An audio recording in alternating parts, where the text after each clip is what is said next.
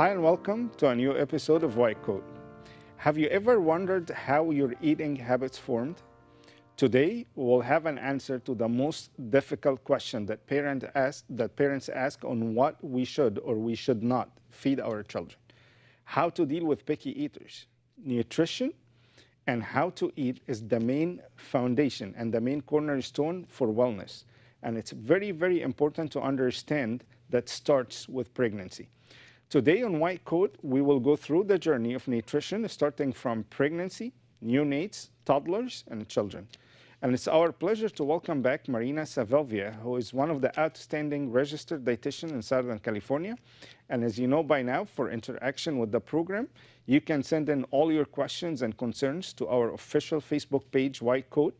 Or if you want to talk to our guests directly, you can call the numbers that will be shown on the screen at any time during the episode. أعزائي مشاهدي قنوات الكرمة في كل مكان في العالم وأعزائي مشاهدي برنامج وايت كوت بالتحديد، أهلا بيكم في حلقة جديدة من برنامجنا وايت كوت. الحقيقة النهاردة هنتكلم على حاجة مهمة جدا جدا جدا. كل الناس أحيانا بتسأل أنا الإيتنج هابتس اللي أنا كونتها أو العادات الأكل اللي أنا كونتها دي اتكونت إزاي، إمتى، فين؟ أصعب سؤال دايما بنتسأله من كل الآباء والأمهات، ابني مش بياكل كويس، ابني يا دوبك بياكل صنف أو اتنين وما بياكلش حاجة خالص من الباقي، إزاي نصلح ده وإزاي نخليهم ياكلوا؟ الحقيقة النهاردة احنا عاملين كل الحلقة دي عن التغذية، وعلميا بالذات تغذية الأطفال. بس علميا لما جم يدرسوا تغذية الأطفال لقوا إنه معظم عادات الأطفال في الأكل بتبتدي من مرحلة الحمل. عشان كده قلنا هنبتدي الرحلة مع حضراتكم من إزاي السيدة الحامل التغذية الصحيحة بتاعتها، قواعد التغذية السليمة، المفروض تاكل إيه، ما تاكلش إيه أثناء الحمل، لأنه ده مهم جدا مش بس للمرأة الحامل ووزنها أثناء الحمل اللي هنتكلم النهاردة عن معدلات الزيادة الطبيعية، ولكن كمان هيساعدها إنها تفقد وزن بعد الحمل. مش بس كده، ده هيكون جزء كبير من الإيتنج هابتس بتاع الأطفال كمان. أول 12 شهر تحديدا كمان بتكون جزء كبير جدا من عادات التغذية عند الأطفال. فقلنا هندرس التغذية أثناء الحمل، التغذية أثناء أول 12 شهر في الطفولة، المفروض ياكلوا إيه، ما ياكلوش إيه، إمتى نبتدي نintroduce السوليد فود أو الأكل للأطفال. كمان هنروح من المرحلة دي للمرحلة اللي وراها اللي هو من مرحلة سنة لسن 3 سنين، وبتبقى فيها مرحلة الريزيستنس أو المقاومة من الأطفال اللي هو بنسميهم البيكي ايترز أو اللي بياكلوا حاجات وما بياكلوش حاجات تانية. إزاي نساعدهم إن هم بياكلوا بشكل كويس، وإزاي كمان طريقة الانترودكشن أو طريقة تقديمهم للأكل أو تعريفهم على السوليد فود. بعد كده المرحلة الكبيرة جدا والمهمة جدا تيجي من 3 ل 5 سنين ومن 5 ل 12 سنة. فاحنا النهاردة هنعملها زي رحلة طويلة، هناخد كل المراحل دي إزاي ازاي نأكل أولادنا فيهم، وإزاي كمان نكون عادات غذائية سليمة، وده مهم جدا لأولادنا. فالحقيقة حلقة هتبقى رائعة جدا، وبيسعدنا كمان إنه تكون معانا للمرة الثالثة مارينا سافيلفيا، واحدة من أحسن الدايتيشنز الموجودة في ساذرن كاليفورنيا، عشان نروح الرحلة دي أو نمشي الرحلة دي مع بعض النهاردة ونشوف إزاي نقدر نكون عادات غذائية سليمة، وإيه اللي المفروض ياكلوا أطفالنا، ايه اللي مش المفروض ياكلوا اطفالنا، والجزء الاولاني الاهم عن المرأة الحامل. يلا بينا نبتدي فقرات برنامجنا النهارده من وايت كوت.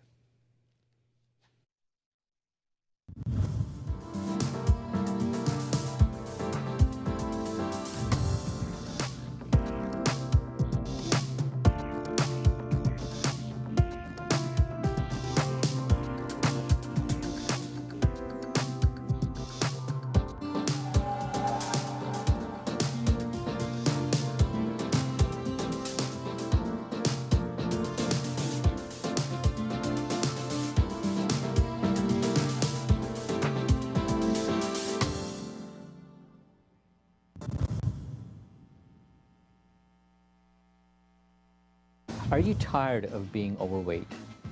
Do you suffer from diabetes? Do you suffer from hypertension? Do you suffer from obstructive sleep apnea? Do you suffer from hypercholesterolemia? Have you suffered from heart attacks in the past?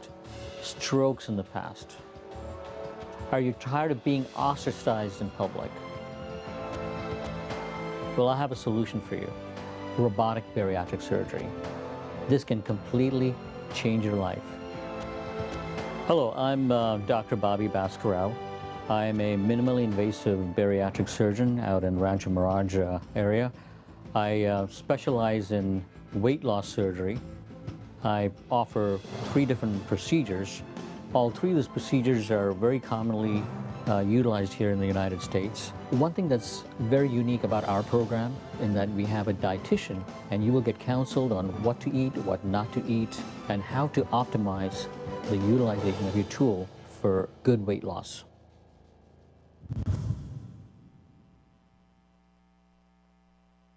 My name is Marina Savelyeva, and I am registered dietitian nutritionist in Southern California in Newport Beach.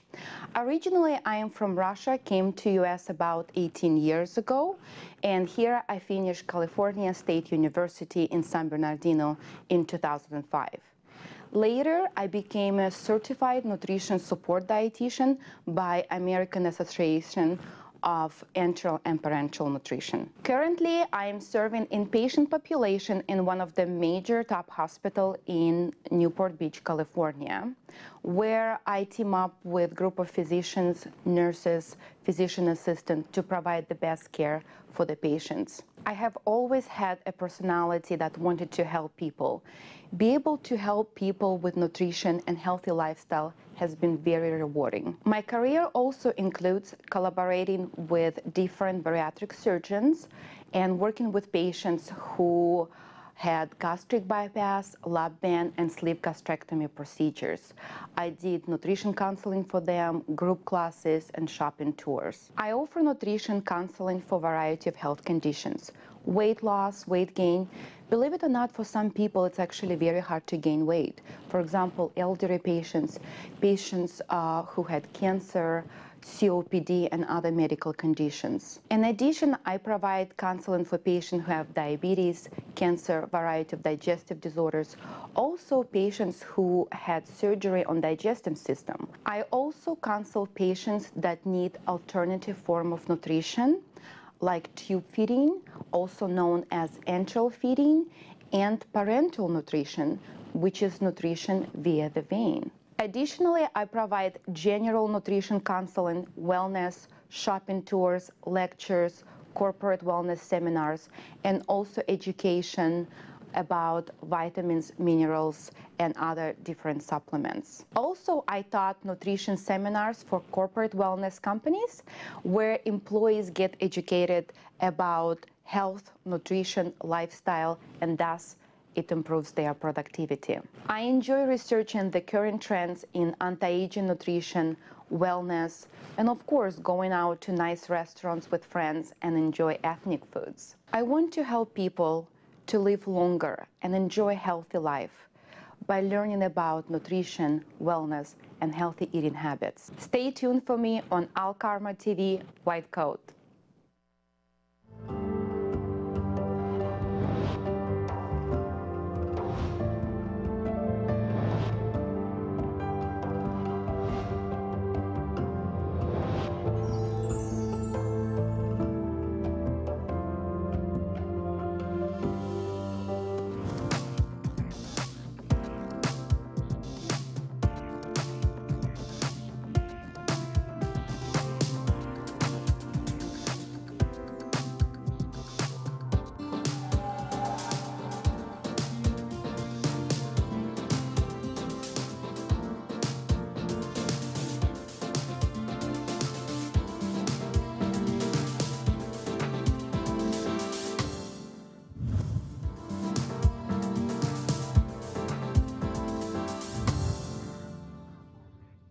اهلا بحضراتكم مره تانية في برنامجنا النهارده وايت كوت. زي ما قلت لحضراتكم لاي استفسارات او اسئله عن اللي انا هسميها النهارده رحله التغذيه، هنبتديها من الحمل وهنبتديها من السنين الاولى للاطفال. زي ما احنا قلنا هنقسمها من 0 ل 12 شهر او التغذيه في اول سنه للاطفال. الاول هنتكلم على التغذيه اثناء الحمل، بعدين التغذيه في اول سنه للاطفال، وبعد كده من سنه ل3 سنين، ومن 3 ل5، ومن 5 ل 12. فهتبقى زي رحله النهارده عن زي ما انا قلت مش بس ايه التغذيه ايه اللي ناكله، ولكن كمان ازاي ناكل، ازاي نكون هابتس كويسه وسليمه.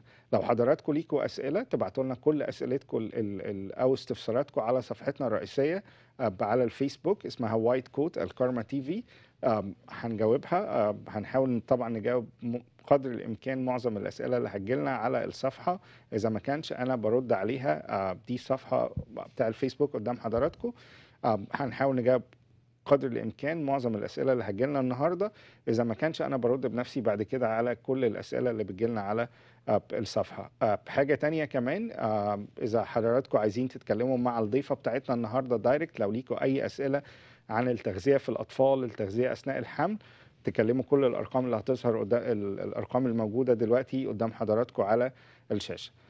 It's our pleasure to welcome back in White Coat, one of the White Coat family now, Marina Savelyeva, about very extraordinary episode about nutrition, and it starts from pregnancy, so I call it a journey. So welcome back in White Coat. Thank you so much for inviting me again. Marina, there is a myth always saying you can eat whatever you want during pregnancy and then you would lose it later, no problem. So why nutrition? And I told our audience today we'll do it like a journey, starting from pregnancy and then neonates, toddlers. So why eating healthy is very important, especially during pregnancy. A lot of moms don't realize how they eat before pregnancy, even before they become pregnant, is very important for the health of the baby and for their health. Like, for example, if mom eat whatever they want, candy gains too much weight, later during pregnancy, she can develop gestational diabetes. Right. And babies are at more risk to develop diabetes later in their life. Also, if mom is eating too much salt, she can have maybe severe edema, leg swelling, and preeclampsia, which is high blood pressure, and it can affect pregnancy and can affect baby later on. Right. And I think there is tendencies for babies, for obese mom to be obese as well. There was like statistics. Most of the times, if baby is overweight, obese, later, if because mom did not have good healthy habits, sometimes if mom doesn't have good nutrition and glucose is out of control, the baby will be very big, and also it's hard to deliver a baby when they're that big. It changed the style of delivery to cesarean if the Yes, baby is too big. definitely. And I think 80% of the time, if the mom is obese, the baby becomes obese. Yeah, 80% chance that the child will become obese.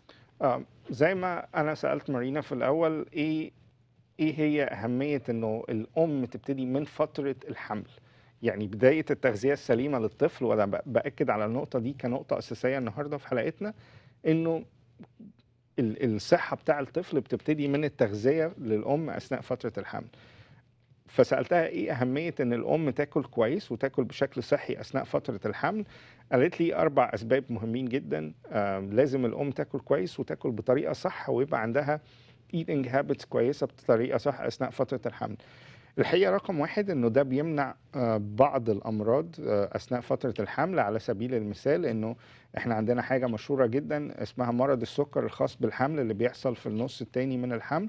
فده لو الام بتاكل بشكل صحيح بنقدر نمنع ظهور المرض ده. الحاجه الثانيه انه الويت جين او زياده الوزن لازم تبقى جوه رينج معين، تبقى جوه هيلثي رينج معين، فاحنا بنحاول نحافظ على الجزء ده. الحاجه الثالثه لصحه الام بشكل عام ولصحه جهازها الهضمي، لانه ده مهم جدا. قالت لي الاحصائيات بتقول انه 80% من الاوقات لو الام ابتدت بوزن زايد جدا من البدايه في اول فتره الحمل، 80% الطفل بيطلع زايد عن وزنه اكتر من اللزوم. فده احنا عايزين كمان نتجنب زياده الوزن في الاطفال لانه ده مهم جدا. حاجه مهمه جدا انه كمان تكوين العادات الغذائيه بيبتدي من فتره الحمل. فمهم جدا انه الام تكون عادات غذائيه صحيه اثناء فتره الحمل، عشان كمان ده يسهل انه الوزن بتاعها ينزل للشكل التدريجي تاني بعد الحمل. لانه كتير جدا بنشوف من السيدات بتعاني من زياده الوزن اثناء فتره الحمل وبتكمل بعد كده بنفس الشكل. فمهم جدا ان احنا نكون عاداتنا الغذائيه السليمه اثناء فتره الحمل لانه ده مهم جدا. Why it's very important to start with pregnancy and what is the main lines for nutrition during pregnancy? Okay, well, the way mother is eating can affect baby later. So it's actually, even before when we become pregnant, they need to take folate supplements. It's been recommended for American pediatricians, obstetricians. Any women actually childbearing age, they need to take folate supplements or maybe just a multivitamin or prenatal supplements. Okay. If they're trying to get pregnant, at least 1 month before. Okay. Okay. Also, in addition to that, sometimes, let's say, women may not like prenatal vitamins or they have their favorite multivitamin they want to take. They can take multivitamin during pregnancy and additional folate and iron supplement. Okay. Also, during pregnancy, it's very important that the mother eat a lot of fruits and vegetables. We recommend about 5 to 9 servings a day. I'll stop you here. How much folic acid should she take daily? Before pregnancy and during pregnancy? Well, it's about 400 milligrams. Okay. But if it's Microgram. micrograms, yeah. But if it's, let's say, twins or triplets, sometimes even more. Okay. Or prenatal multivitamin, or multivitamin and separate folate acid. Okay. Why is it important to start folic acid? To prevent medical condition called spina bifida, and to make sure there is no neurological defects later when baby is born. So for the healthy nervous system, prevent neural Yes. tube defect and all that Yes. stuff. And you said 400 microgram daily for just one baby, right? Yeah. Okay. So my next question will be, what is a balanced diet during pregnancy that we're talking about? Like what they should consume on daily basis? Okay, so the pregnant women, typically they need to consume about 5 to 9 servings of fruits and vegetables, because fruits and vegetables have fiber and also have a lot of nutrients, vitamins, vitamin C that baby requires. So now the mother have to eat not only for one person, for 2 or 3. Right. And serving, we're talking about like a small apple, small banana, has to be 5 or 9 per day. Okay. In addition to that, dairy. Dairy is very important. Calcium very important for the bone, because baby is growing, they need to take extra calcium. Sometimes women may say when they're pregnant, their nails become weaker, or they lose hair, or maybe skin changes. It's because baby is taking a lot of nutrients. So typical serving of dairy is about 1 cup of milk or kefir, small yogurt like 6 ounces. So at least 3 servings a day. If a mother chooses vegetarian or vegan lifestyle, she doesn't take any dairy, then she needs to take calcium supplements. Okay. When you say serving, because my serving is big than yours for sure. So when we say serving, what do we mean by serving? So typically 1 cup of milk, which is 8 ounces, 240 milliliters. Okay. That's milk or kefir, and yogurt about 6 ounces, which And is for about vegetables and fruits? 5 to 9 servings of fruits and vegetables is just a small fruit, or maybe a cup of fruit considered a serving. Okay. Like let's say it's a berries, it's about a cup. If it's like a melons, cantaloupe, half cup. Okay. Just like a spoonful. So she needs to take 5 to 9 serving of those every single day. Yeah, because they have a lot of vitamins, minerals, and fiber. اوكي. الحقيقه سؤالي الثاني، ايه هو الجايد لاينز او الخطوط العريضه للتغذيه اثناء الحمل؟ لانه ده سؤال مهم جدا، كتير من الناس بتساله. قالت لي رقم 1 وده اهم نقطه هو الفوليك اسيد او حمض الفوليك. حمض الفوليك من الحاجات اللي الام لازم تاخدها، وخصوصا ان معظم الحمل بيبقى بلاند او مخطط ليه. فالام اذا هتقرر هي والاب ان هم يجيبوا بيبي، يبقى شهر قبل ما يبتدوا التخطيط ده ان تبتدي على فوليك اسيد، وتقريبا 0.5 مللي جرام 0.4 مللي جرام في اليوم، او 4 مللي جرام، او 400 مايكرو جرام بما يوازي 400 مايكرو جرام في اليوم.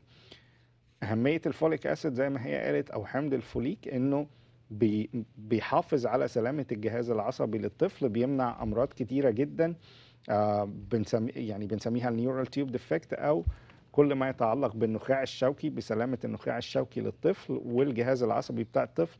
فده بيبقى مهم جدا. فرقم 1 مهم جدا هو حمض الفوليك او الفوليك اسيد. رقم 2 قالت كمان انه لازم تاخد من 5 ل 9 سيرفينج بير داي من الخضار والفاكهه. سالتها ايه تقصدي بالسيرفينج؟ قالت لي انه ثمره فاكهه واحده دي بنسميها سيرفينج. كوبايه بما يعادل 200 مللي تقريبا من الفاكهه دي بنسميها سيرفينج. فده مهم جدا انه تاخد من 5 ل 9 من دول. فالفاكهة والخضار مهمين جدا، حمض الفوليك مهم جدا.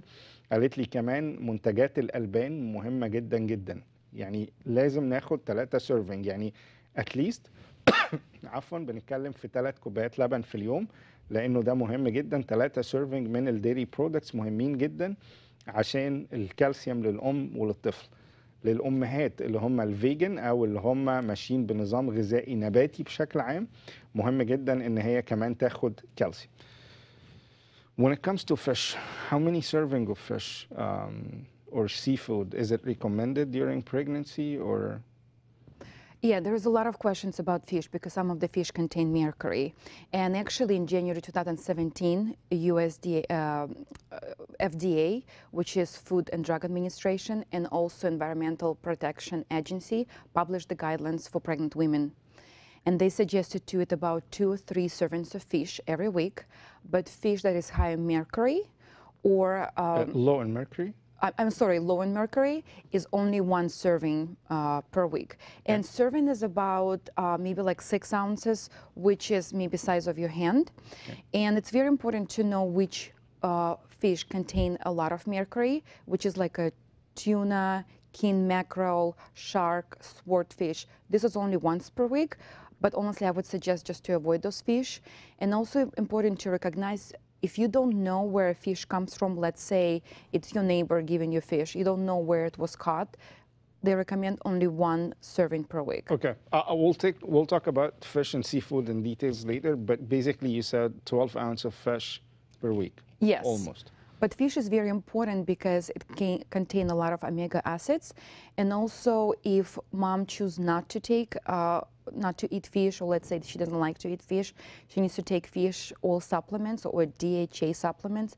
They are also very important for brain development. Okay. That's why we recommend to have fish. I'll get back to you with what we should avoid, but let me translate first. Yes. سألتها كمان عن الأسماك، لأن ده سؤال بيبقى مشهور جدا، الأسماك والسي فود بشكل عام أثناء الحمل. قالت لي أسبوعيا الأم ممكن تاكل ما يعادل من 12 أونس تقريبا. 12 أونس يعني بنتكلم في 30 جرام، يعني 360 جرام، يعني بما يوازي تلت كيلو تقريبا من الأسماك والسي فود بشكل عام في الأسبوع. قالت لي مهم جدا إن هم يبقوا، انتوا عارفين ان عنصر الزئبق او الزئبق بيبقى عالي جدا في الاسماك دي. مهم ان احنا نختار نوعيات الاسماك اللي الام الحامل تاكلها، زي التونه والماكرل، بيبقوا من الحاجات القليله جدا في الميركوري او الزئبق، وده بيبقى مفيد جدا للام. هراجع تاني مع حضراتكم بسرعه عشان زي ما احنا قلنا النهارده هتبقى زي رحله. رقم 1 ان لازم الام تاخد فوليك اسيد بنسبه كويسه، لازم تاخد منتجات البان 3 سيرفنج في اليوم عشان الكالسيوم بنسبه كويسه، لازم تاخد من 5 ل 9 سيرفنج من الخضار والفاكهه، واحنا قلنا سيرفنج ثمره الفاكهه بتعتبر 1 سيرفنج، فممكن تاكل من 5 ل 9 سيرفنج ما بين الخضار والفاكهه في اليوم.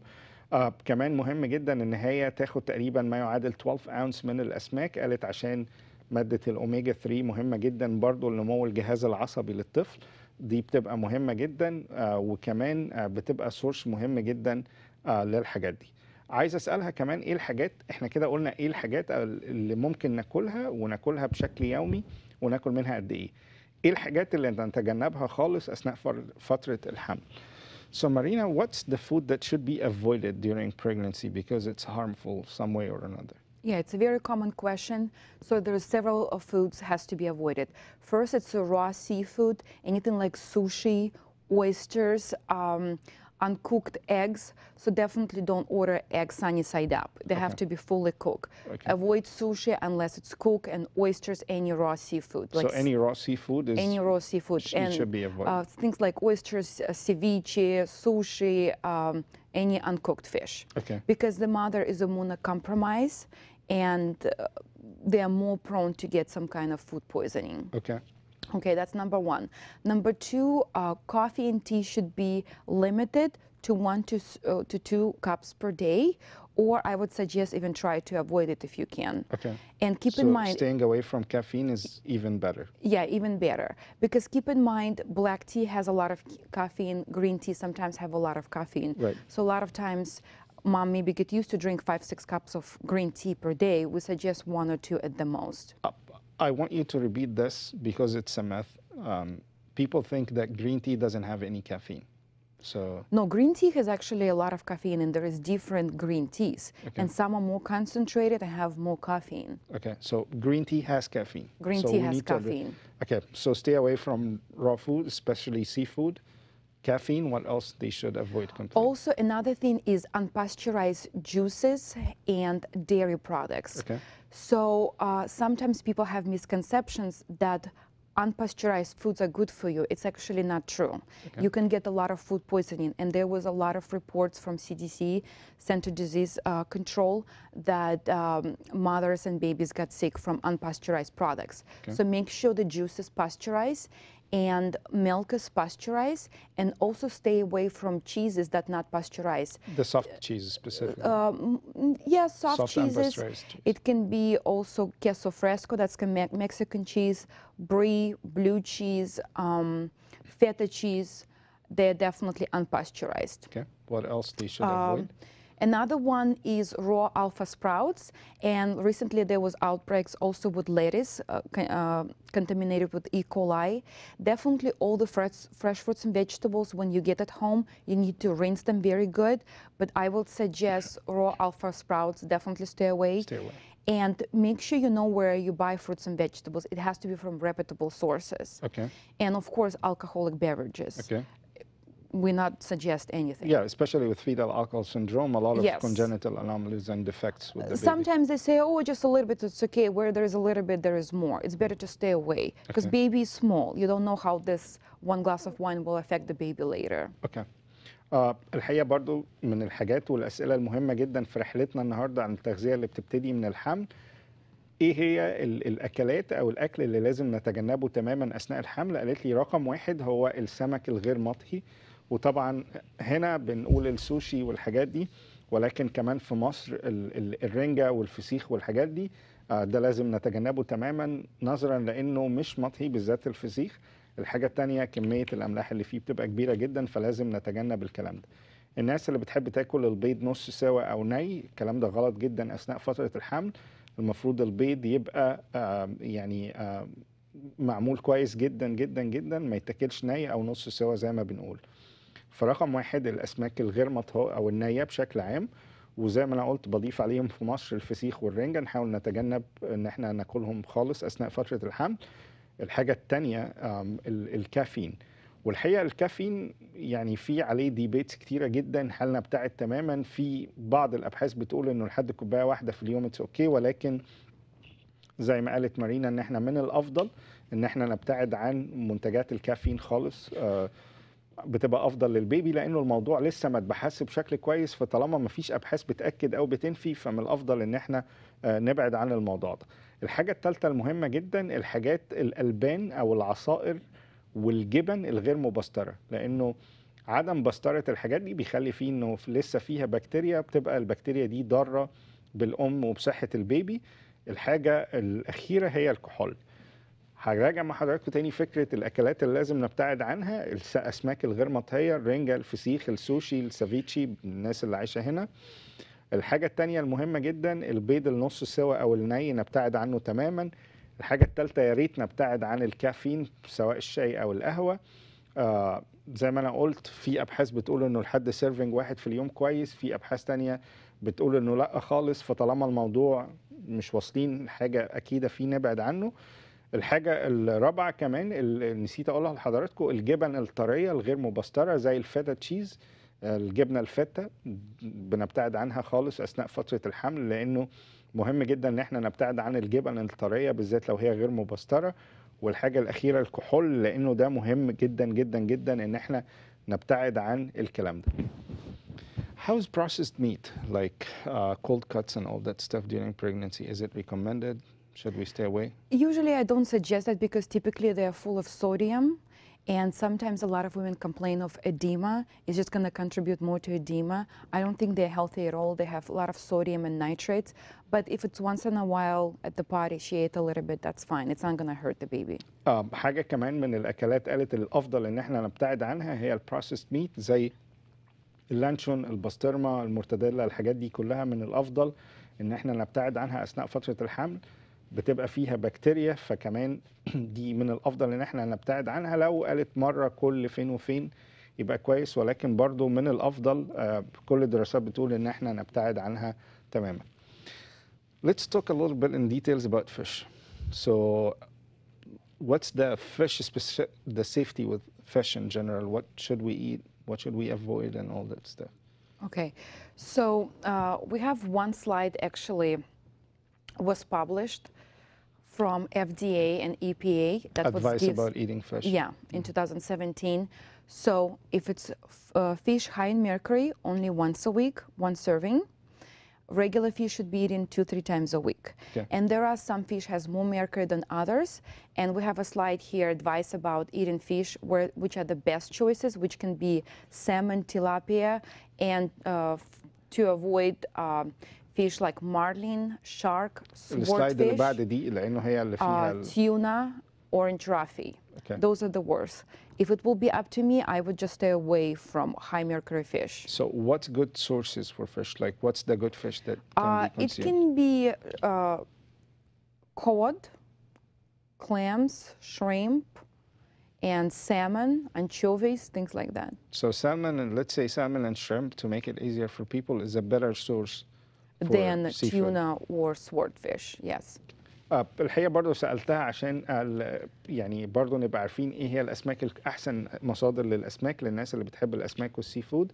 قالت لي أحسن مصدرين ممكن ناخد منهم الأوميجا 3 هما الكاد الحوت، وده مش كتير قوي في مصر، ولكن يليه الشريمب اللي هو الجمبري. كمان مهم جدا السالمون لأنه مصدر مهم جدا من الاوميجا 3 فاتي اسيدز، فده بيبقى مهم جدا لصحه السيدات. اللي قدام حضراتكم لو نقدر نكبرها شويه، ده احدث بحث علمي منشور عن الاسماك اثناء فتره الحمل، وايه هي المصادر الكويسه للاسماك، ايه هي المصادر اللي مش كويسه. هنزله لحضراتكم برضو بالتفصيل على صفحتنا عشان حضراتكم تقدروا تقروه، لانه مهم جدا ان احنا ايه الحاجات اللي بالاصفر اللي هي choices to avoid، الحاجات اللي نتجنبها.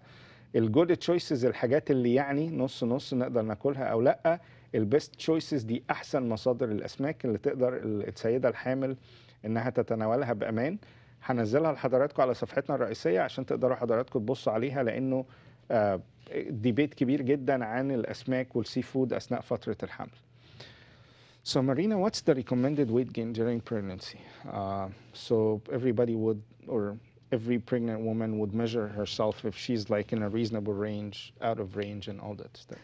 First, I would suggest when woman is pregnant, she has to follow up with the doctor, not wait till the last minute. Okay. So, and definitely doctor, nurse, and registered dietitian can advise because every woman is different. Right. And gaining enough weight is important to prevent premature infants to be born, and also you don't want to gain too much weight because it can affect later. Baby can become overweight or develop gestational diabetes. So if it's mother is underweight and she become pregnant with one baby, this recommendations for one baby is about she needs to gain 25 to 40 pounds. Mm-hmm. If mother was at the normal weight, 25 to 35. Okay. If mother is overweight, 15 to 25 pounds. Okay. And if the mother is obese, 11 to 20 pounds.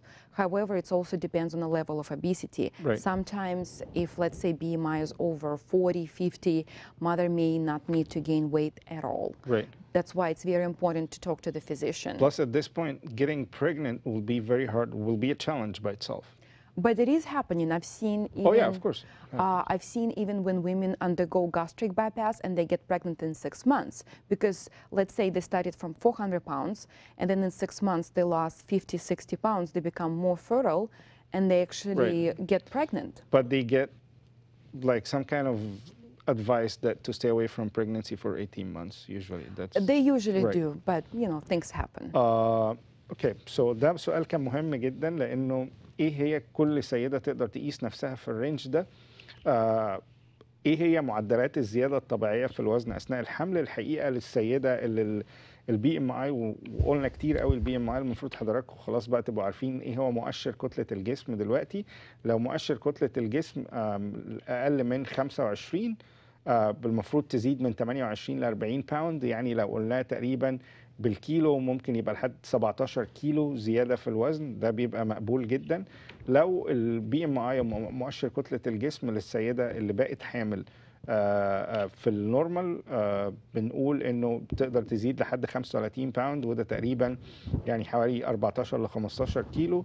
لو السيدات اللي بادئين بوزن زياده شويه بيزيدوا من 15 ل 25 باوند، يعني برضو تقريبا حوالي 10 كيلو زياده في الوزن. لو السيدات اللي بادئين بشكل فيه زياده في الوزن كبيره من قبل الحمل بيزيدوا من 11 ل 20 باوند، يعني نقدر نقول لحد 8 كيلو زياده. مهم جدا ان انتوا تعرفوا انه في اول 3 شهور تقريبا اي سيده بتزيد من 1 ل 4 باوند فقط، فالزياده في اول 3 شهور ما بتبقاش كبيره، ويمكن بعد كده الزياده دي بتبتدي السيدات تزيد بعد اول 4 شهور في الحمل، يمكن 1 باوند كل اسبوع، فبتبقى الزياده اكبر. So now the lady went through pregnancy, she has her baby now, breastfeeding. What's the benefits of breastfeeding? Is it really, really important? What do you think about breastfeeding, or what are your recommendations today about breastfeeding? Many experts agree, including American Academy of Pediatrics, so is American College of Gynecologists. Breastfeeding exclusively for 6 months have tremendous benefits for the mother and for the baby. Number one, first of all, it reduces certain type of cancer down the line. Also, it's sometimes women can have hemorrhage several weeks later. Hemorrhage, right? Yeah, postpartum hemorrhage, and it's actually if she's breastfeeding, it produces hormone oxytocin. Right. And Decrease there the is, bleeding. yeah, and definitely can decrease chances of bleeding. Also, to keep in mind, it's emotional reward. You're bonding with the baby. You're taking time to feed the baby. Good time. Yeah, and also it's convenient. It's low cost. You don't have to deal with bottles, how to heat them up and mix the formula.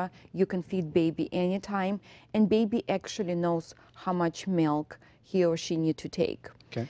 So in addition to that, breast milk provides a lot of antibodies that helps to prevent infections like ear infections, lung infections in baby. Also, sometimes if baby's breastfed for at least 6 months, there is less chance for them to develop food allergies, food intolerances later on, and also less chances that baby will become diabetic, have asthma, and other chronic conditions. There are so many benefits of breastfeeding. I can do probably 50 slides about it. Wow. And I know mothers are very busy, but and sometimes breastfeeding can be hard. What I've learned also being in the medical field, you want to contact a lactation educator before the baby is born and get a consultation what to do. Don't wait on the last minute. If you get frustrated, talk to the nurse, lactation specialist, see who is in your area. They can help you with that. If worse come to worse, you cannot breastfeed. There is actually donor milk where women donate breast milk, and it's tested for all the diseases, and you can give it to the baby as well. Can they freeze it? Like, how long does it last if it's frozen? Keep it in I the think fridge? it has to be refrigerated. I have at the end of presentation, there is great websites, Healthy Children, I believe, website, and there is a lot of website where they can give you instructions how to pump the milk, how to store the milk, at which temperature, how to reheat, how to clean the bottle. So there's so many things mother needs to be aware. Okay. الحقيقة أنا سألتها إحنا كده خلاص عدينا في رحلة الحمل، إيه الحاجات اللي تاكلها السيدة الحامل، إيه الحاجات اللي تتجنبها السيدة الحامل، معدلات زيادة الوزن، الفكرة بتاع الكافيين اتكلمنا فيها، الفكرة بتاع السي فود والأسماك، كل ده اتكلمنا فيه. جه البيبي لبن الأم، قلت لها إيه هو مميزات لبن الأم، قالت لي رقم واحد طبعا كل الناس لازم تعرف، كل الناس في كل المجالات الطبية بتأكد إنه الرضاعة الطبيعية هي أفضل شيء ممكن يحصل للبيبي.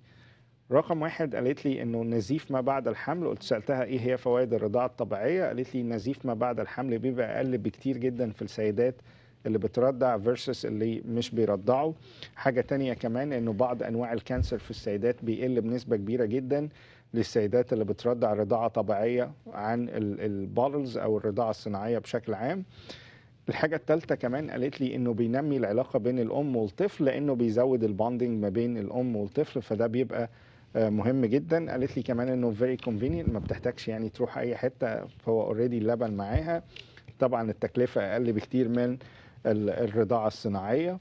كمان قالت لي انه في اول 6 شهور بيبقى مهم جدا للام انها ترضع رضاعة طبيعية، لانه ده الاجسام المناعية اللي عند الام بتروح للبيبي، فبتزود مناعة البيبي بشكل كبير جدا، او بتزود مناعة الام بشكل كبير جدا. كمان انه بيخلي الاطفال عندهم حساسية بنسبة اقل للمواد كتيرة، لانه كل ده بيروح مع اللبن بتاع الام للبيبي، فبيقلل نسبة الحساسية اللي بتحصل للبيبي بشكل كبير جدا.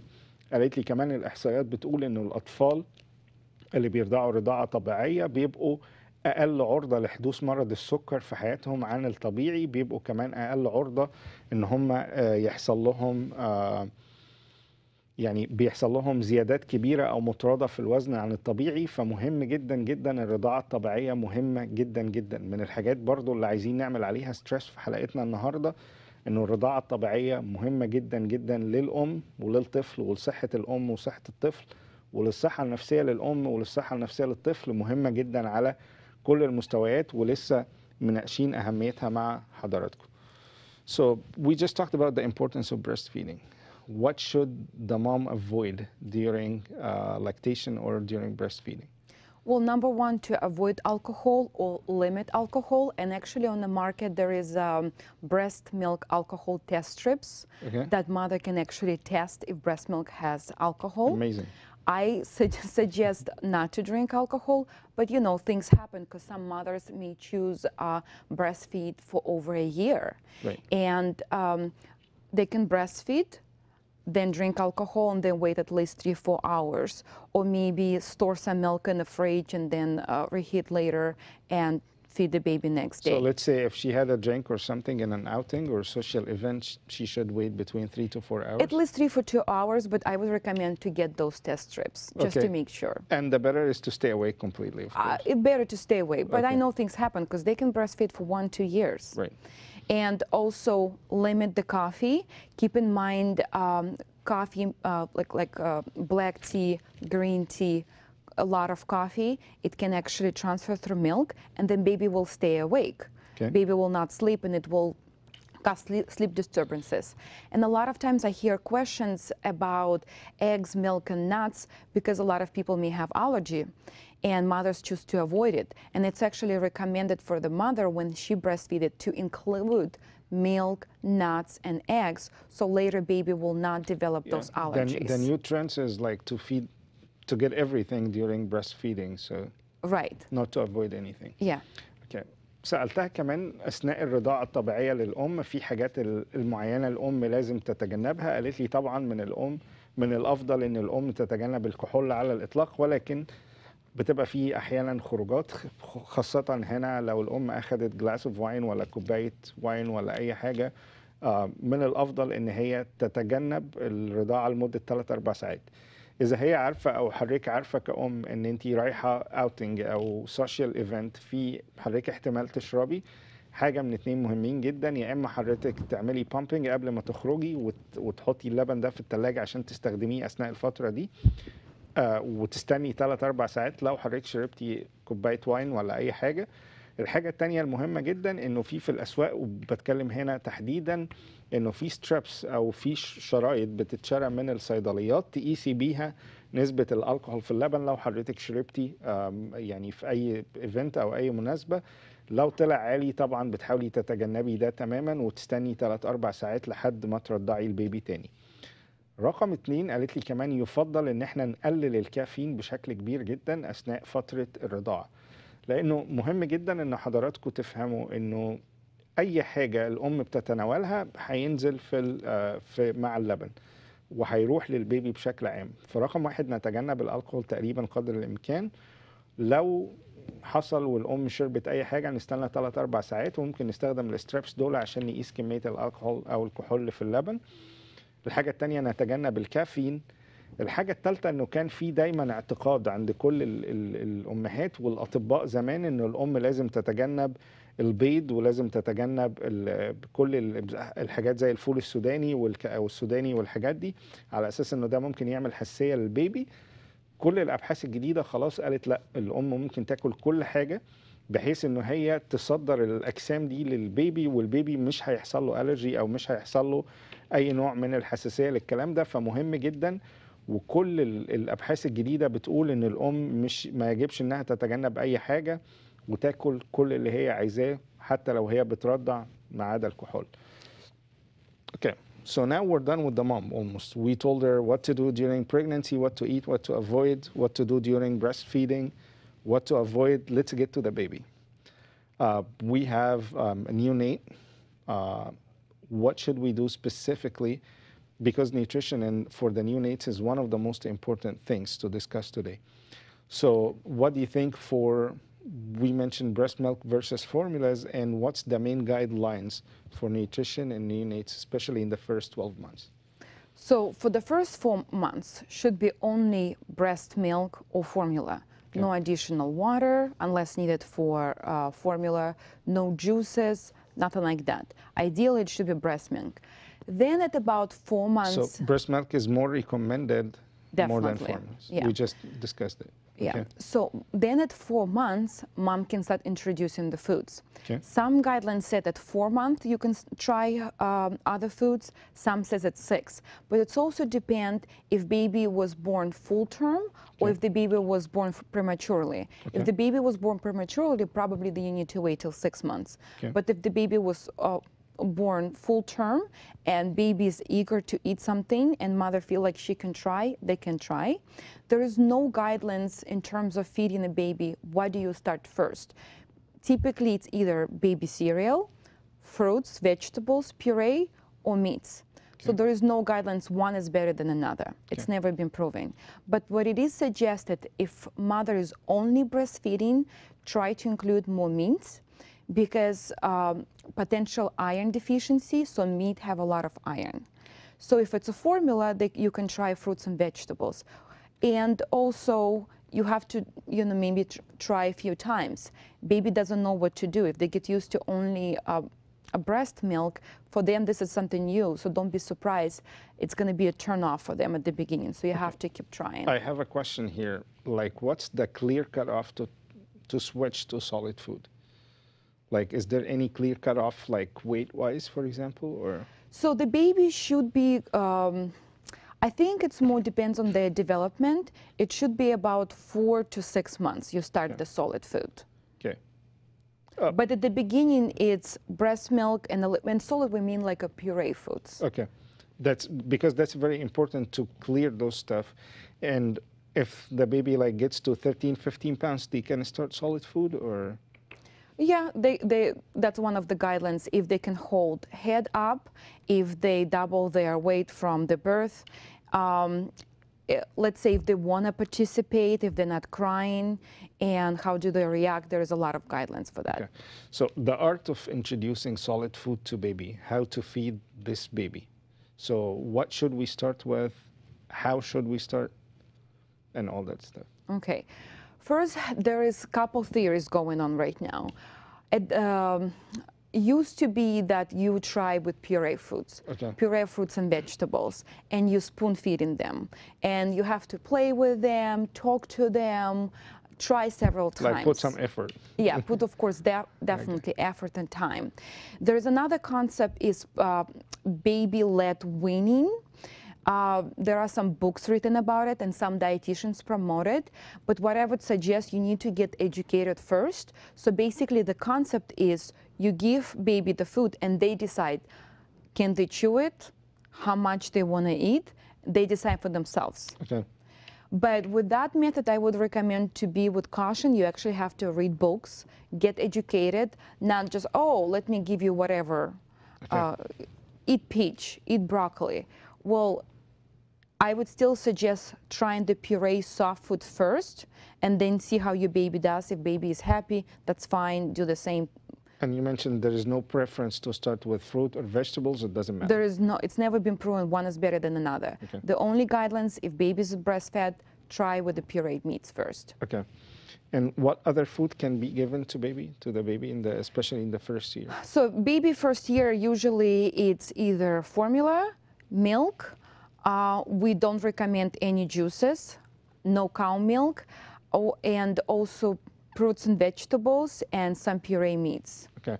In the way for the transition to solid food, what do you think about bottles, sippy cups, and straw cups, and all those stuff? Okay. How we do the transition here? So what's important to know, you want transition from the bottle to a cup. Sippy cup can be just transition, so it's easier for baby to hold and not to spill. Okay. And there are some mothers actually prefer to use straw cup. Okay. And I've seen some actually therapists suggest that. So you don't want for the baby constantly rely on a bottle, and especially sleep with the bottom. This is the worst thing because they can develop tooth decay. Cavities. Okay, it's not good that you constantly using the bottle. It's because of the cavity, tooth decay, and aspiration too. It's not good to sleep with it. Yeah, and I've seen sometimes, you know, mothers as driving, baby in the back seat, and they just put the bottle. I mean, it's Which not is good. horrible. Okay. Yeah, it is, but it's happening. And definitely make sure baby doesn't fall asleep with the bottle. But bottles should be phased out by 12 to 24 months. 12 to 24 months. And using the sippy cups or the straw cups and all that stuff is It depends. okay in this age? I think sippy cup is more like transitional, but some prefer straw cups. So it depends what baby likes. But Okay. eventually they should be able to hold the cup Okay. by the age of 2. اوكي.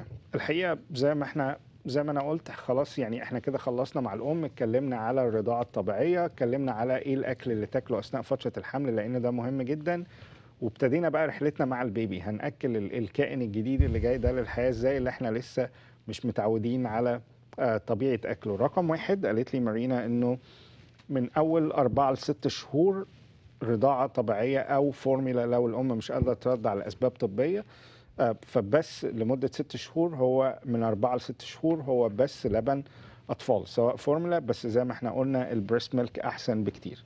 الحاجة التانية إنه إزاي هبتدي أأكل الطفل ده solid food أو الأكل اللي هو الأكل الطبيعي. قالت لي يوجوالي احنا بنبتدي نعمل النقلة دي من سن 4 ل 6 شهور. سألتها طب إيه هو الحاجة اللي احنا نقدر نقول بيها إنه البيبي ده ريدي إن هو ياخد solid food أو أكل بيوري اللي هو بنسميه الاكل المهروس زي البطاطس المهروسه والحاجات دي، او الفاكهه المهروسه، الخضار المهروس. قالت لي بتعتمد على انه لو الطفل قادر زي ما احنا بنقول كده يقيم راسه على جسمه، دي بتبقى علامه كويسه جدا ان احنا نقدر نبتدي السوليد فود. حاجه تانية مهمه جدا انه يقدر يعني قادر يفتح بقه ويبلع بشكل كويس جدا، نقدر نديله ده. وقالت لي انه احنا ممكن يبقى عندنا كلير كات انه لو الطفل وصل ل 13 باوند او تقريبا يعني نقدر نقول من 5 ل 6 كيلو، معناها ان احنا نقدر نبتدي نانتروديوس فود او ناكله اكل طبيعي بالنسبه له.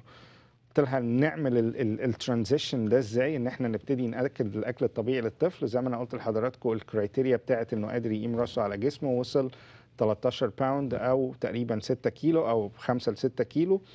كمان مهم جدا ان احنا نبتديها واحده واحده، ان احنا نخلط في الاول ما بين اللبن وكمان الاكل الطبيعي، نديله نص معلقه صغيره من اي حاجه بيوري او مهروسه. زي ما احنا قلنا قالت لي مفيش حاجه تفضيل ان انت تبتدي خضار مهروس او فواكه مهروسه، خلي الطفل شريكك في القرار ده، واتيفر اللي هو يحبه وتحس ان هو متقبله ابتدي بيه.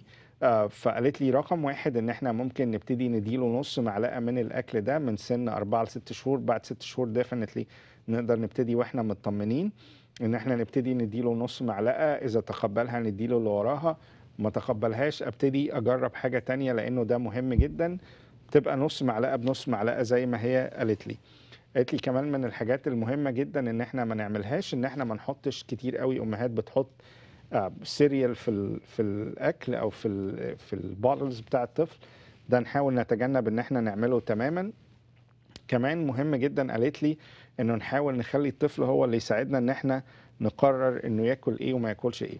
سالتها ده بالنسبه للاكل. طيب بالنسبه للشرب امتى البيبي يقدر يشرب من كوبايه؟ قالت لي دايما بنعمل ترانزيشن ما بين البوتلز او اللي هي البزازات بشكل عام، انه الطفل يقدر يشرب من كوبايه زينا عادي. قالت لي ده بنقدر نعمل ده من سن 12 شهر ل 24 شهر عشان نقدر نعمل النقله دي. في حاجه دايما بنسميها السيبي كابس او السترو كابس، يا ريت نطلع الصوره قدامنا عشان نوري يعني الساده المشاهدين شكلها ايه بالظبط كده. شايفين حضراتكم الكوبايات دي اللي بيبقى فيها زي ما بنقول شفاطات، دي بتقدر تساعد، او السيبي كابس اللي هي بيبقى ليها بوس صغير بيقدر ينظم للطفل ايه اللي هو يشرب حبه صغيرين بحبه صغيرين. فبنستخدم يا اما الكوبايات اللي قدام حضراتكم يا اما الكوبايات اللي هي زي ما بنقول ليها ريجيليتور او فيها منظم زي بوس صغير يقدر الطفل ياخد منه شويه بشويه. مهم جدا كمان انه من سن 6 شهور نبتدي نقدم الكوبايات دي للطفل عشان نقدر نشيله خالص من فكرة البزازات أو الباتلز بشكل عام، عشان نوديه للفيز الطبيعية اللي هو إنه يبتدي هو يشرب بنفسه. زي ما أنا قلت لحضراتكم من 12 ل 24 إن إحنا نقدر نستخدم من 12 شهر لسن 24 شهر أو من سنة لسنتين إن إحنا نقدر نستخدم الكوبايات دي عشان أطفالنا يقدروا يبتدوا على يروحوا للرضاعة أو الشرب الطبيعي بشكل عام. وده بيساعدهم في الترانزيشنال فيز دي، لأنه دي بتبقى مهمة جدا جدا جدا.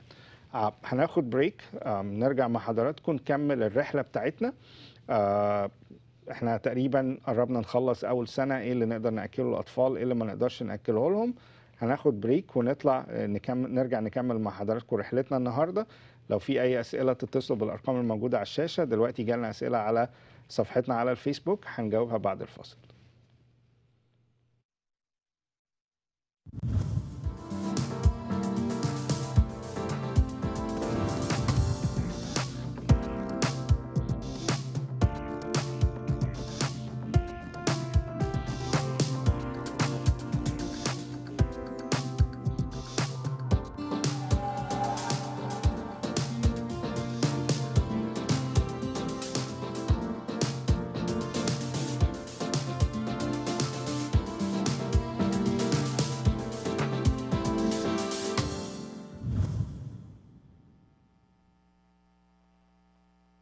Are you tired of being overweight?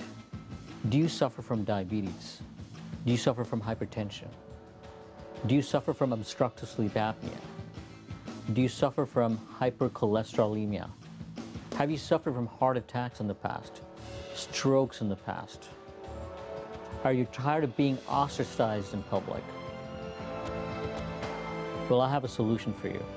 Robotic bariatric surgery. This can completely change your life. Hello, I'm Dr. Bobby Bascarrao. I am a minimally invasive bariatric surgeon out in Rancho Mirage area. I specialize in weight loss surgery. I offer 3 different procedures. All 3 of these procedures are very commonly utilized here in the United States. One thing that's very unique about our program in that we have a dietitian, and you will get counseled on what to eat, what not to eat, and how to optimize the utilization of your tool for good weight loss.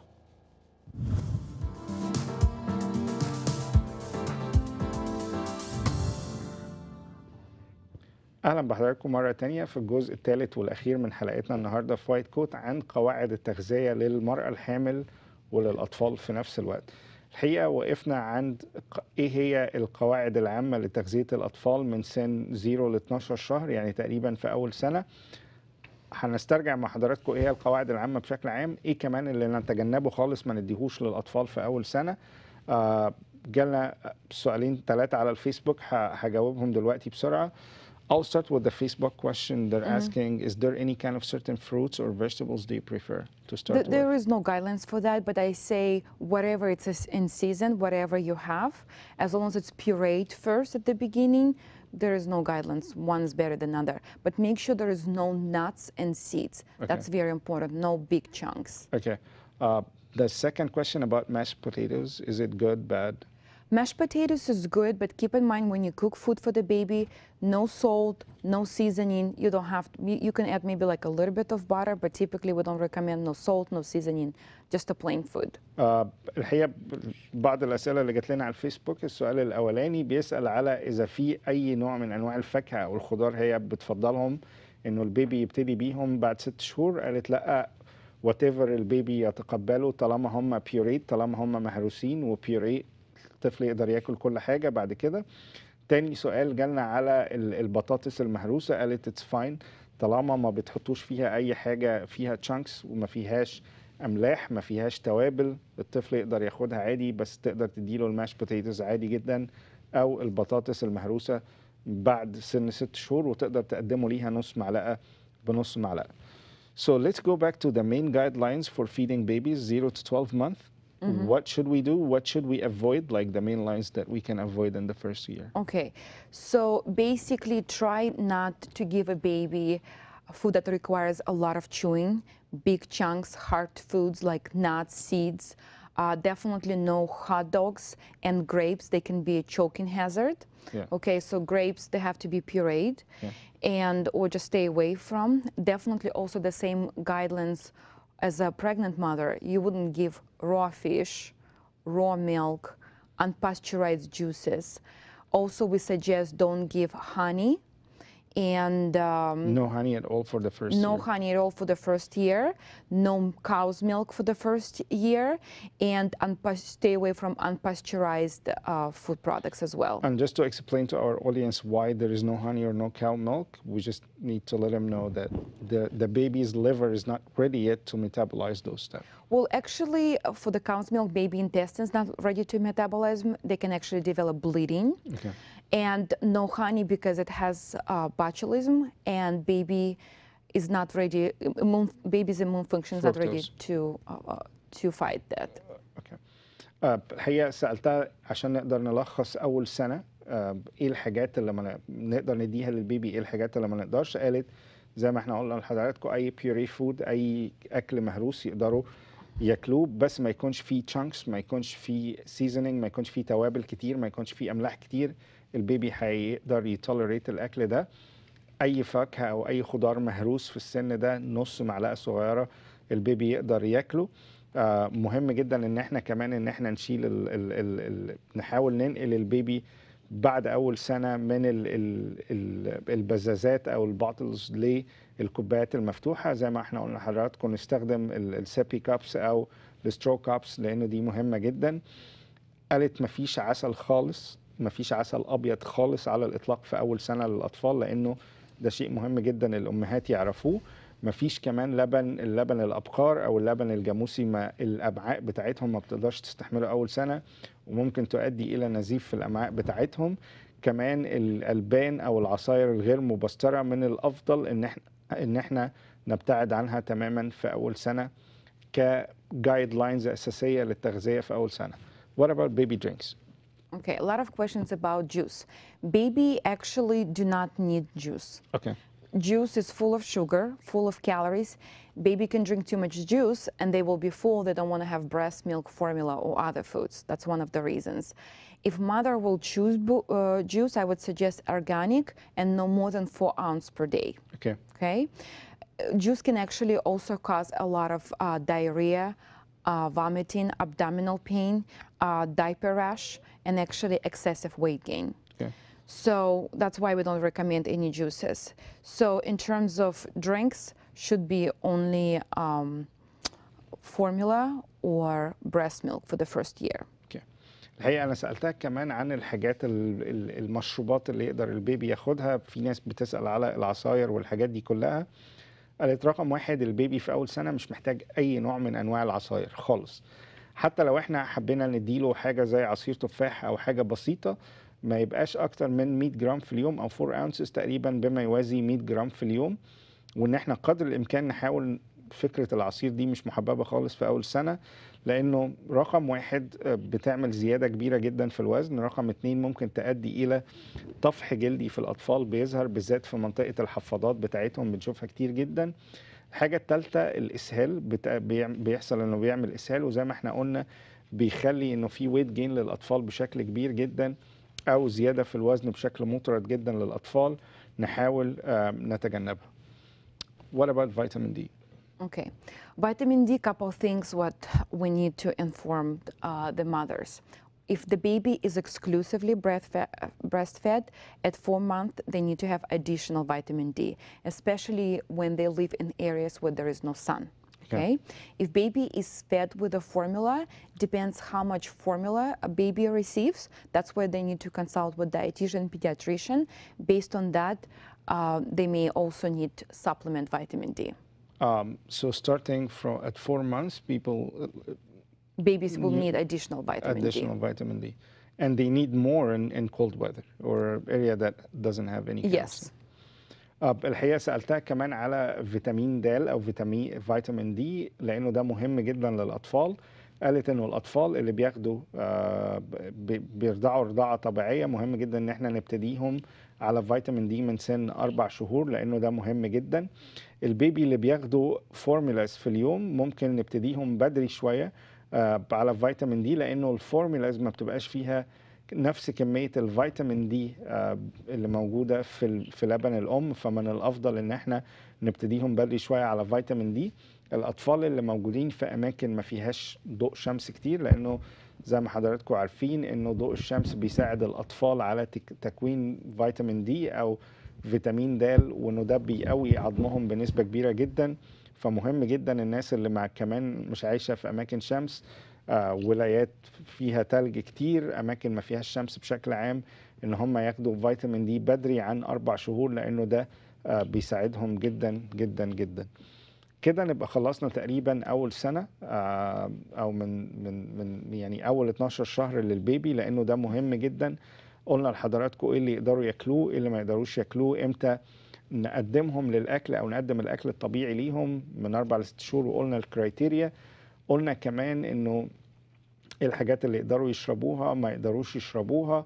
الحقيقة نقط بتبقى مهمة جدا لكل أم إنه هي تعرفها لأنه التغذية زي ما احنا قلنا الأطفال مهمة جدا لصحتهم وكمان لتكوين العادات الغذائية السليمة بالنسبة للأطفال. So we're done with the first year now, right? What's the healthy nutrition for toddlers? Now, when we're saying toddlers, we're talking about between 1 year to 3 years. And that's where they develop the picky eating habits, the picky eaters. So what's the nutrition guidelines for them, how to deal with picky eaters and all those stuff? First of all, I would say, definitely requires patience and requires time. Okay. And sometimes mothers may say, oh, they're so picky. You have to keep in mind they're trying new food. It's very different from them. Right. It's natural that they might resist. So just if they're refusing the meal, be patient, try maybe another day. Children have actually good sense of what they want to eat, and they have to start learning how to listen to their body. Now, don't bribe them with sweets. Oh, if you eat this meat, I'll give you cookie later. Okay. Otherwise, later they want to have cookie in the morning, ice cream in the afternoon, so don't bribe them. And that's where the bad habits start forming for the baby. Yes, and definitely as a family, establish healthy habits, starting from breakfast in the morning, taking time, eat as a family, not distracted with computer, TV, phone. It takes time. Okay. And dinner, make sure you eat as a family, so that's how baby is learning when it's time to eat. Yeah. That's another thing. So we talked about no cell phones, and mealtime. Also, you might want to make it fun. If they can participate while you're cooking with them, while you're planning, get their opinions, they would like that. If you prepare a plate for them, make it fun. If you go right now online, there are so many cute pictures of food that you can make. Like from the food, you can create a flower, or you can have a ship, or you can have a palm tree. They like all those stuffs. They like cute containers, small, tiny pieces. They like it colorful plates, so make it fun. So it's very important for each mom to have the art of feeding their baby. It's an art, no? Well, it depends on the baby. If baby just can eat whatever, good healthy eater, wants to eat, hungry, that's no problem. But if you notice if they're picky, if they're fussing over it, they don't want to do it, then you have to kind of trick them with cute plates, with nice looking fruits and vegetables. What if the mom gives up so easy? Like, what do you advise her? Well, I can understand the moms right now are so busy, and sometimes they go back to work. But it does take time, and I would suggest at the beginning, once you establish the healthy habits at the beginning, it will be later a lot easier. Okay. Versus if baby doesn't know when to eat, when is the time, you're distracted, and baby's that's gonna start fasting over it and crying. Okay. Definitely don't. So don't make it a big deal over it. Yeah. Just move on. Of course, it takes time. It's so different. Even with adults sometimes. Some people like oysters. Some people don't even want to try oysters. Right. And for babies, when you introduce too many foods at once, it can be overwhelming. Okay. So introduce one food at a time. If they don't like certain food, maybe come back to it 2-3 weeks later. Try different things and see what baby will like. But make it fun, make it interesting, make sure they are participating. If they can cook with you, that's even better. Okay. Do you think scheduling meals and snacks would help, like with those kind of picky eaters? And It's always better, but I know there's busy lifestyle everywhere, but at least breakfast in the morning. Okay. And at least dinner in the evening. That's where you can eat the family and rearrange your schedule. During the day, try not to offer a lot of snacks so baby will be hungry later for dinner. okay, bite size wise, like, does it help? Like how we introduce the food to them as well? So the baby typically know how much they need to eat. One thing is very important, not to push them and not to require clean the plate. If you eat everything, then you can watch TV. Okay. You don't want to do that. That's where they can overeat and become later overweight and obese. Okay. They will know how much they want to eat. Keep in mind, if they ate enough during the day, and especially if they drink a lot of juice, they may not hungry for dinner. But don't worry if they skip one meal. The next day they're gonna eat more. Okay. We were discussing cooking with our children. What do you think about that can help, like on the long term, to teach moms like new ideas about picky eaters and all? What if the development of modern society, I've seen that we stopped cooking and mothers are so busy. But I think we need to come back to that. And I would even see my friends come with their kids, my nephews visited me. They actually like to participate. They like to cook. And cooking with them, there are so many benefits. First of all, they build positive association with food, that variety of different foods. They can learn what is fruits and vegetables, why it's good and healthy for them. Also, you can raise intelligent kids by showing them how to cook, because they can practice math concepts like counting, measuring, also physics, where you teach them about food temperatures, what is happening with food when it's fried, what is a steam, so they learn math and physics while cooking. Also, if family is ethnic, you can pass down traditions of ethnic cooking. So recipes that come in from grandma to mother, from mother to the daughter or to the son. Okay. So you can teach also traditional things. That's very important, how you serve the table, which traditions they have. Some family want to pray before a meal. Some have different routines, and cultural foods also they can observe. And other things, what you want to do is teach safety at the kitchen. So you want to show them how to hold tools, utensils, that you need to have mitts. So you can teach them like etiquette too and stuff. Well, etiquette, I think for toddlers is too early. Yeah. That's more like after 3, like when they're close to 3 years old. But this is more in the kitchen, talking about safety, math, physics. It's very exciting. This is the age where brain is like a sponge. They're absorbing everything That's new. all fun, except when it comes to the question, who would clean the mess after all that? That's the mom's question. Well, you can do it together, and that's what you show them. Look, you made so much mess. Now we have to clean it. And actually, as a matter of fact, it kind of can be expected that they will make a mess. When they're eating, the food can be all over. That's why there is beeps. There is like a sticky paper towel you can put on a baby. It is absolutely normal. And especially when they're growing, they might drop the food because it's fun for them to see what is happening if they drop it. They're playing, they're learning, they're seeing what is going on. So it's very, very important to take care of this stage 1 to 3 years, because that's where they're forming their eating habits and all that stuff. And also they're learning. This is the time when they're learning, simple safety. Don't go in the kitchen. This is hot. This is cold. See, I put these gloves. Look at the appliances, how to turn on, how to turn off.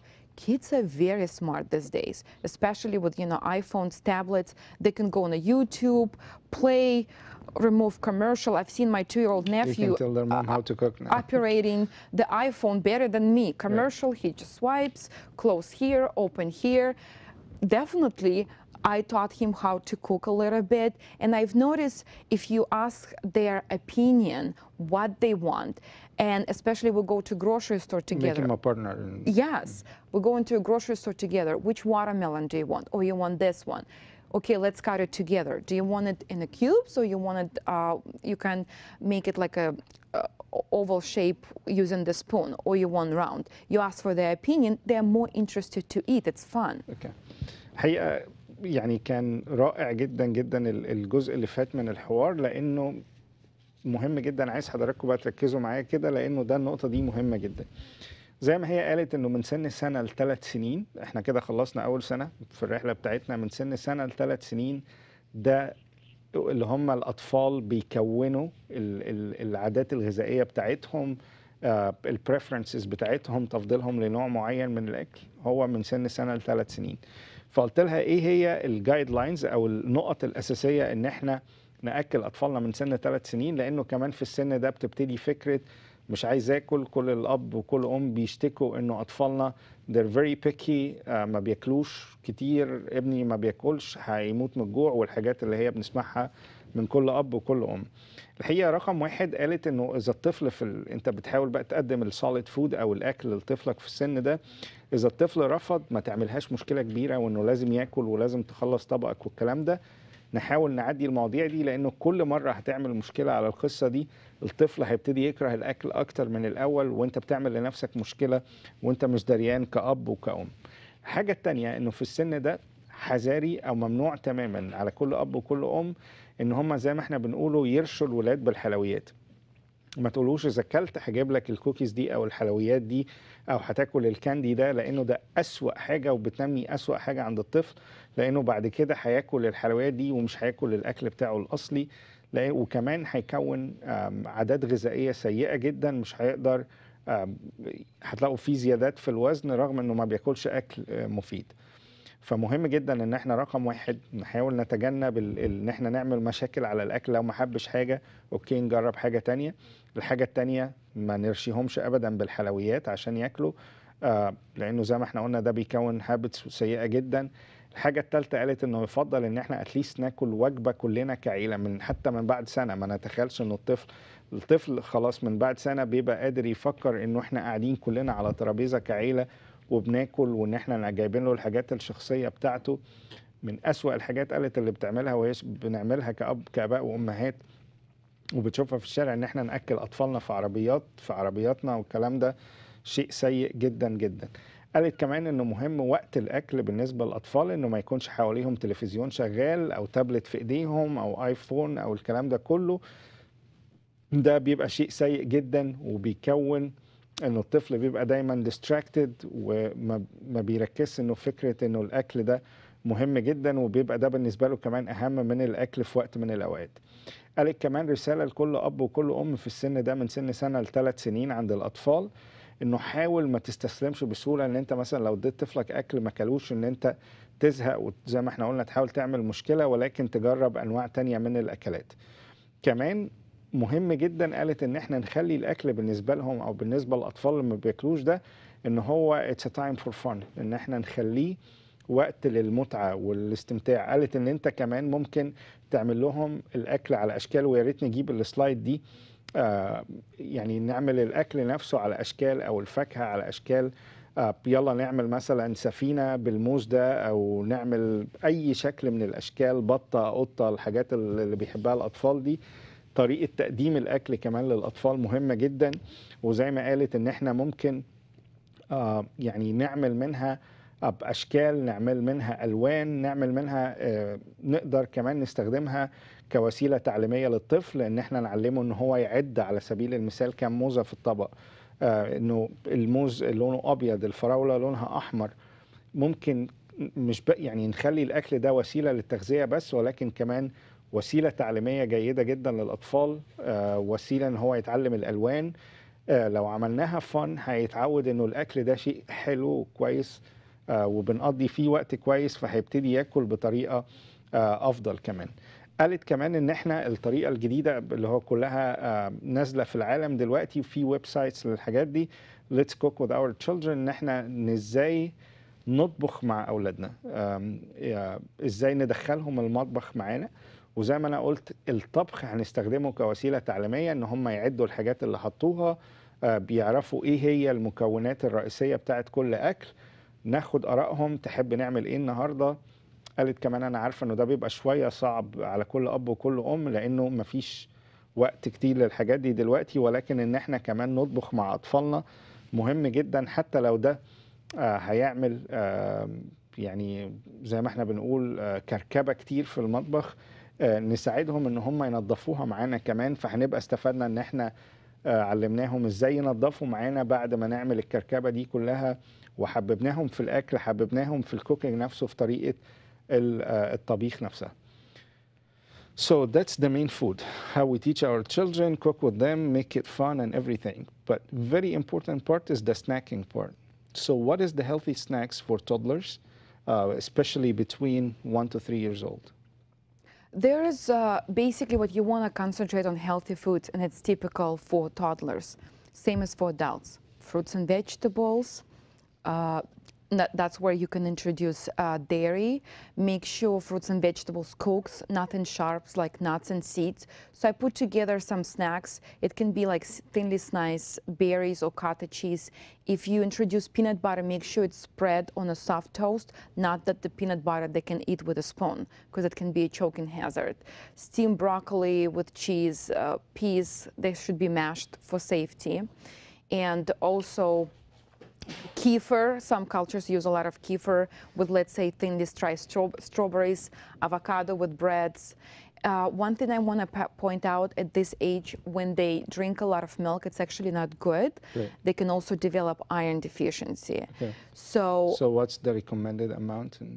So recommended probably 1 to 2 servings. So basically you want to do less than 24 ounces. Okay. Because this age they drink a lot of milk, and that's where they like chocolate milk. Definitely chocolate milk, not too much, maybe like 1 cup a day, because it's full of sugar.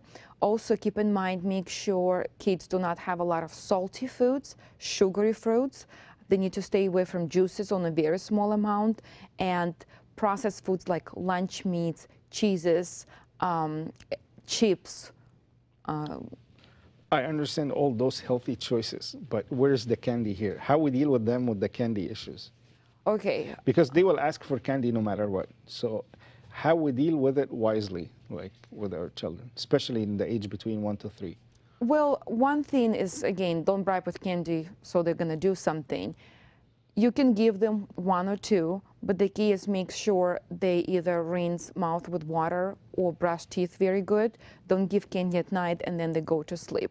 I mean, it's going to happen, but you're the mother, you're in charge of the child. Teach them, okay, I'm the mother, I'm giving you advice. Today, no candy. I mean, of course, they might cry 1 or 2 days, but then they get used to who is the boss in the house. Okay, who's the boss in the house? That's exactly. Okay. There is a reason why they're asking. If you're gonna keep giving to them, they're gonna keep asking for it. You just have to say no, and sometimes they're not even whine about it. Okay. الحقيقة برضو معلومة مهمة جدا في السن من 1 ل 3 إنه الأطفال واستهلاك اللبن كتير منهم أو كتير من الآباء والأمهات بيتخيلوا إذا احنا ادينا اللبن ده في صورة شوكولاتة باللبن أو لبن بالفراولة أو الحاجات دي إنه ده كويس. فمارينا قالت إنه مهم جدا إن احنا نبقى فاهمين إنه مش أكتر من 24 ounces في اليوم أو 24 ounce زي ما احنا قلنا، تقريبا 700 ملي أو كوبايتين بس من اللبن. يعني ما نديش لأولادنا كل شوية لبن بشوكولاتة ولبن بالفراولة ولبن بالموز عمال على بطال. في السن ده مش أكتر من 2 serving في اليوم، لانه ده مهم جدا. استهلاك اللبن بنسبه كبيره في السن ده مش كويس. كمان مهم جدا سالتها طب السناكس اللي هي ما بين الاكلات ازاي نديها للاطفال في السن ده؟ قالت لي انه احنا طبعا عارفين هنا الكاتج تشيز مهمه جدا بنديها للاطفال في السن ده.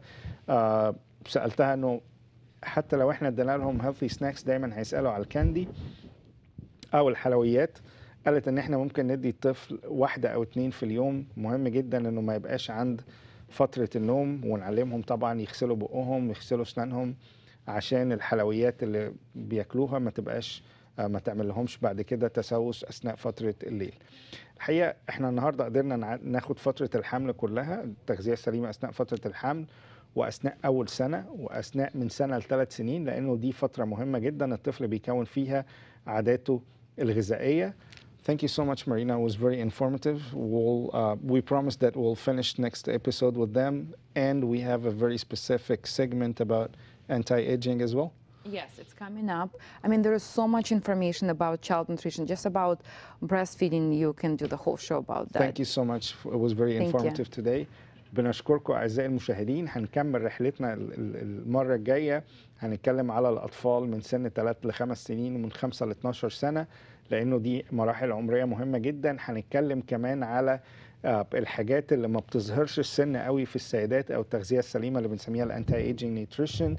ترند نازل في العالم جديد كله، ناس كتير بتسأل عليه.